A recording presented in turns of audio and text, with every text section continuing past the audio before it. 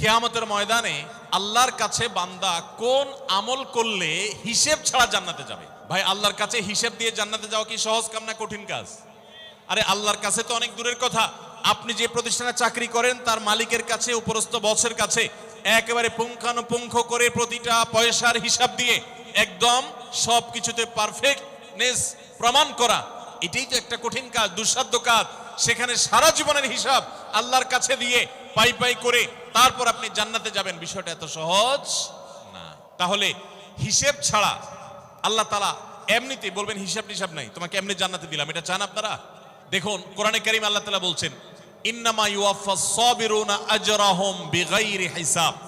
আল্লাহ বিনিময় দেওয়ার ক্ষেত্রে, সওয়াব দেওয়ার ক্ষেত্রে দুনিয়াতে যারা সবরকারী হবে, যারা ধৈর্যশীল হবে, যারা সহিষ্ণু হবে, যারা নিজেকে নিয়ন্ত্রণ করতে পারবে, এই সবরকারীদেরকে আল্লাহ তাআলা হিসেব ছাড়া দিবেন।